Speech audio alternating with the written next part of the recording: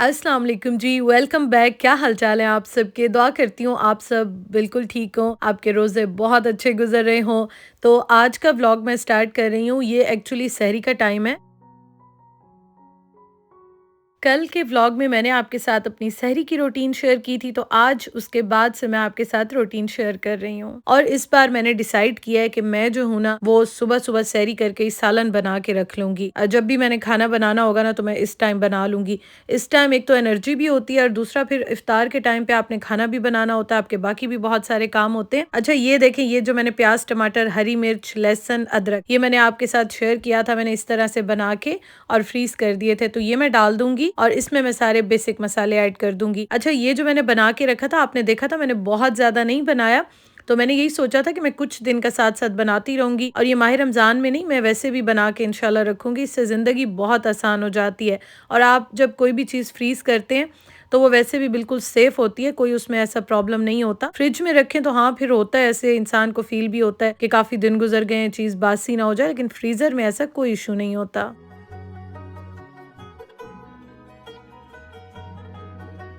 सारी चीज़ें डाल के मैंने इसको प्रेशर दे दिया और ये देखें उस्मान जो है फजर की नमाज़ पढ़ रहे हैं। और साथ-साथ मैं इस टाइम पे दही भी बनने के लिए रख दूँगी, क्योंकि दही जो है ना वो बहुत ज़्यादा यूज़ होता है, चटनी भी बनती है और उसके साथ कोई ना कोई चाट, दही भल्ले ये चीज़ें भी बन जाती हैं और समटाइम्स सहरी में भी हम ले लेते हैं। और दही मैं हमेशा घर में बनाती हूँ। पाकिस्तान में भी मोस्टली मैं घर में बनाती थी, लेकिन यहाँ पे तो ये वाला दही बाहर से नहीं मिलता और घर के दही का तो अपना ही मज़ा है। आप जितना भी बाहर से ले लो, अच्छे से अच्छा ले लो, लेकिन इस दही के साथ मेरी नज़र में कोई कंपैरिज़न नहीं है। खैर जी, दही मैंने रख दिया, ये इंशाल्लाह ताला 7 से 8 घंटे में रेडी हो जाएगा। और उसके साथ ये देखें जी, ये कोई झंझट नहीं होता प्याज़ टमाटर काटने का, फिर आप जो मसाला उसको या ब्लेंड करते हैं या बहुत ज़्यादा भूनते हैं तो कोई इश्यू नहीं होता। मेरी लाइफ़ इसने इतनी आसान कर दी है ना, ये देखें मैं आपको दिखा रही हूँ। और स्पेशली रमज़ान में आपको पता है कि टाइम भी कम होता है, बहुत सारे काम वैसे भी बढ़ जाते हैं और आपने फिर जो भी थोड़ी बहुत इबादत करनी होती है वो भी आप कर लेते हैं। और इफ्तार के बाद तो आपको पता है वैसे ही जिस्म ऐसे टूट रहा होता है, दर्द हो रहा होता है। खैर अल्लाह ताला हिम्मत देते हैं, काम बाकी तो सारा दिन घर के लगे रहते हैं। तो ये है कि बस थोड़ी-थोड़ी चीज़ें होती हैं वो आपके लिए ज़रा हेल्पफुल होती हैं इस तरह की। तो ये कर दें तो ज़िंदगी ज़रा आसान हो जाती है और वैसे भी इंसान को अपनी सहूलत के लिए इस तरह के काम करने चाहिए। मेरे ख़्याल में इसमें कोई बुराई नहीं है। अच्छी तरह से इसको मैं यहाँ पे भून लूँगी। मैंने जो गोश्त डाला था ना वो मैंने निकाल दिया है, क्योंकि प्रेशर कुकर मेरा छोटा है, तो वो जब मैं भून रही होती हूँ ना तो अक्सर जब गोश्त गल जाता है तो वो टूटने लग जाता है। उसके बाद बस मैंने आलूओं को थोड़ा-सा प्रेशर दे दिया था, धनिया डाल दिया, मिर्चें डाल दी और ये देखें, और एंड में मैं गरम मसाला भी ऐड कर देती हूँ। इतना मज़ेदार आलू गोश्त रेडी हो गया है। क्योंकि मैंने आपको बताया था कि उस्मान ने मुझे पहले ही कह दिया था कि मोस्टली कोशिश करना कि ज़रा पतले शोरबे बनाना, क्योंकि रोटी ज़रा सॉफ्ट होके ना रोज़े के साथ इसमें खाई जाती है।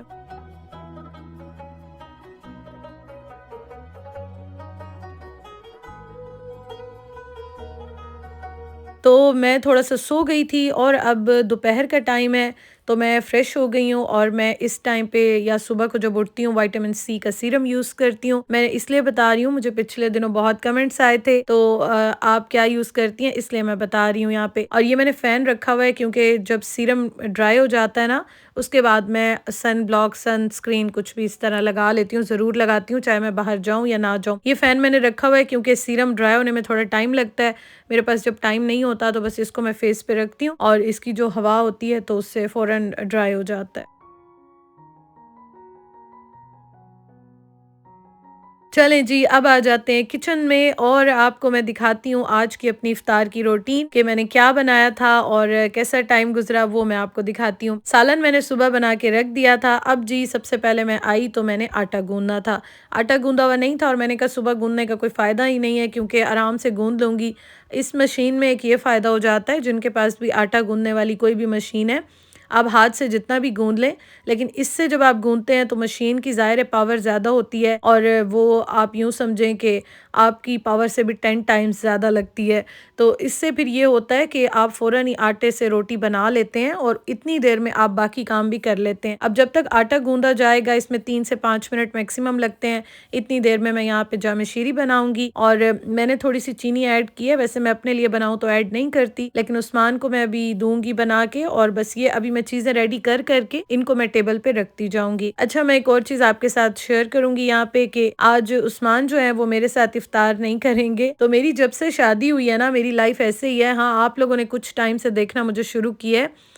लेकिन मैं जब लाहौर में भी होती थी स्पेशली, या शादी मेरी जब से हुई है, तो उस्मान जो है वो आपको मैंने काफ़ी बार बताया पाकिस्तान में टेलीकॉम में थे, तो उनकी कभी रात की ड्यूटीज़ कभी डे की, और कोई टाइम नहीं होता था। अच्छा, दही भी यहाँ पे बन गया है और ये मैं अभी यहाँ पे टर्न करके रख लूँगी। थोड़ा-सा गीला हो गया था तो मैंने कहा अभी ड्राई हो जाएगा। तो उसमें ये होता था कि वो कभी-कभी तो घर आते थे सहरी के टाइम, इफ्तार के टाइम, और फिर से उनको कॉल आ जाती थी, तो फिर वो चले जाते थे या फिर वो घर से काम करते थे, तो इस तरह वो काफ़ी बिज़ी रहते थे और टाइमिंग्स उनकी कोई नहीं ऐसी रहती थी। तो अभी भी इस तरह से है कि उस्मान आज के इफ्तार तो मेरे साथ नहीं करेंगे, लेकिन मैं उनको पैक करके दे दूँगी।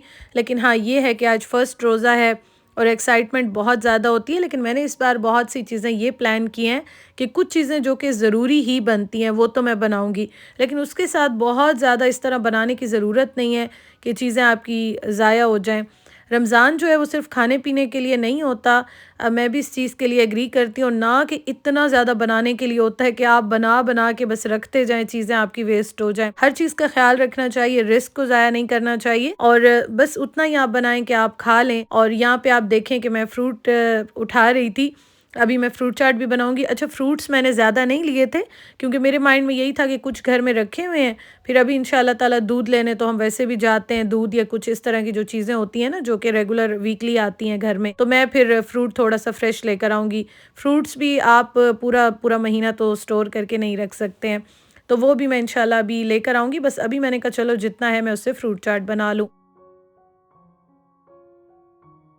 दही में मैंने चटनी के क्यूब्स डाल दिए हैं और ये भी मैंने रख दिए हैं डाइनिंग टेबल पे, और अब यहाँ पे मैं आलू जो है वो काट लूँगी पकौड़ों के लिए। आज मैं बनाऊँगी आलू वाले सिंपल पकोड़े। वैसे मैं प्याज़ वाले मिक्स करके भी बनाती हूँ, लेकिन मैंने यही सोचा है कि अब जैसे पकोड़े डेली बनते हैं, सालन रोटी भी होगा और फ्रूट्स भी इंसान कभी काट के रख लेता है, कभी फ्रूट चाट बना लेता है, तो बस एक-एक चीज़ जो है मैं एक्स्ट्रा साथ बनाऊँगी, तो इस तरह से मैं मैनेज करूँगी। हाँ, कभी आपका दिल चाहता है आप बेशक 2-4 चीज़ें कभी-कभार बना लेते हैं, लेकिन वैसे जो है बस वो इतना ही काफ़ी होता है, क्योंकि फिर आपने सहरी भी करनी होती है और इतना ज़्यादा बना के ज़ाया करके कोई फ़ायदा नहीं है। रिस्क को तो बिल्कुल भी ज़ाया नहीं करना चाहिए। हाँ, कुछ चीज़ें ऐसी होती हैं कि आप बना के 2 दिन भी खा सकते हैं, चला सकते हैं, नेक्स्ट डे भी उसको यूज़ कर सकते हैं। अगर आप उसको एयर टाइट कंटेनर में रख दें ना फ्रिज में, तो वो ख़राब नहीं होती, आप नेक्स्ट डे भी यूज़ कर सकते हैं। बेसन में जो मैंने सारे मसाले डाल के रखे थे, उससे भी मुझे इतना फ़ायदा हो गया है कि मैंने बस सिंपल इसको पानी में घोला है, बाकी कुछ भी ऐड नहीं किया। और आज मैं पकोड़ों के साथ बनाऊँगी, मैंने स्प्रिंग रोल्स निकाले हैं, और समोसे जो है ना, वो एक्चुअली मैंने जब से बनाए थे मैंने फ्राई नहीं किए थे। तो आज मेरा दिल चाह रहा था ज़रा मैं इनको भी फ्राई करके देख लूँ। ये देखें जी, ये मैंने निकाल लिए हैं, और ये मैंने जैसे ही निकाले हैं, इनको मैं कोई डीफ्रॉस्ट नहीं करूँगी, ऐज़ इट इज़ इनको मैं ऑयल में डाल दूँगी। और ऑयल जो है ना वो बहुत ज़्यादा गरम नहीं था, क्योंकि ये फ्रोज़न है, तो ऑयल मैंने बहुत ही हल्का-सा गरम किया, और जो फ्लेम है उसको मैंने बिल्कुल लो टू मीडियम पे आप रखें और समोसे आप डाल दें।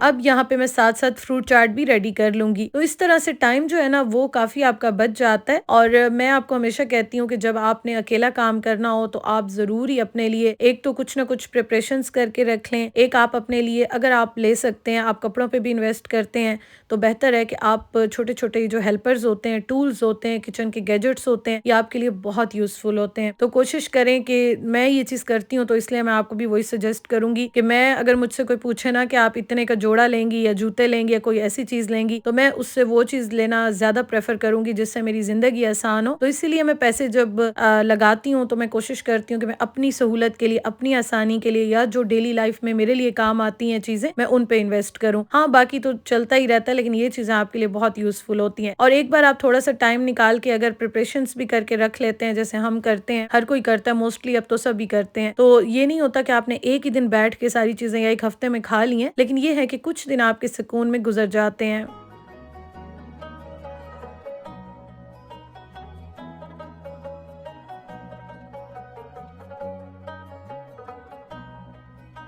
अच्छा ये देखें, ये समोसे मैं आपको दिखा रही हूँ। ये मैंने रमज़ान प्रिपरेशंस की वीडियो जो आपके साथ शेयर की थी, उसमें शेयर किए थे। फ्रूट चाट भी रेडी हो गई और मैंने इसमें थोड़ा-सा जूस डाल दिया है। वैसे ऑरेंजेस रखे हुए थे, लेकिन मैं अक्सर जूस ऐड करती हूँ। इससे फिर फ्रूट काला नहीं होता और इनकी जो शक्ल है ना, वो भी ख़राब नहीं होती। अच्छा, एक चीज़ मैं और शेयर करना चाहूँगी।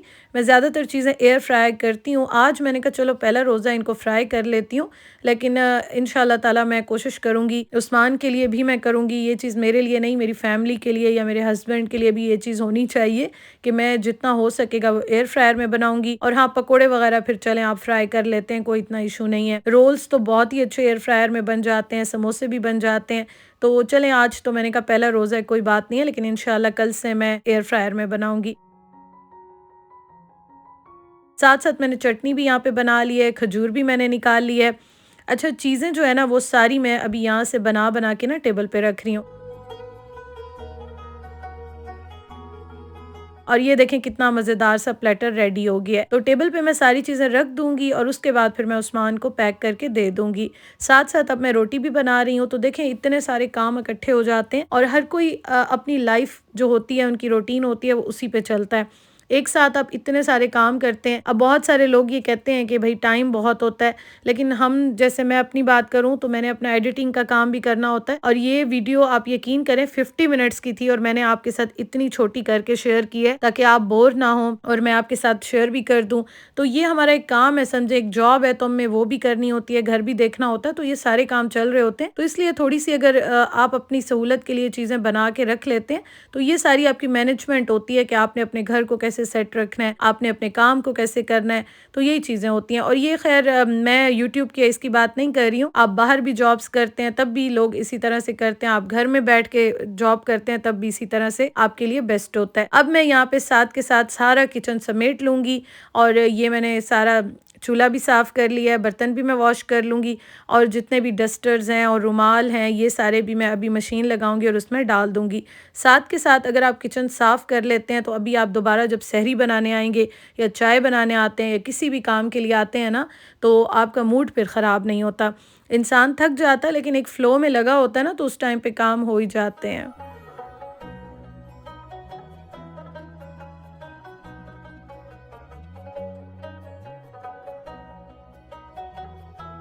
इफ़्तार मैंने कर ली और अल्हम्दुलिल्लाह अल्लाह पाक का बहुत-बहुत शुक्र है। शुरू-शुरू में जब मेरी शादी हुई थी उसके बाद मुझे थोड़ा-सा फ़ील होता था, लेकिन अब मैं बहुत ही यूज़्ड टू हो गई हूँ। अब मुझे बुरा नहीं लगता, मैं शुक्र अदा करती हूँ कि अल्लाह पाक ने अपनी नेमतों से नवाज़ा, इस काबिल बनाया है कि मैं बनाती भी हूँ, अपनी फ़ैमिली के लिए भी बनाती हूँ। अल्लाह ताला ने रिज़्क भी अता की है, अल्लाह ताला बेहतरीन अता करता है और हम एन्जॉय करते हैं, तो शुक्र अल्हम्दुलिल्लाह। बस जी, अब मैं चीज़ें समेट रही हूँ और यहाँ पे मैं कपड़े-वपड़े वॉश कर लूँगी और इंशाअल्लाह ताला आपसे कल मुलाकात होगी। अपना ख़्याल रखें, अपनी फ़ैमिली का ख़्याल रखें, खुश रहें। अल्लाह हाफ़िज़।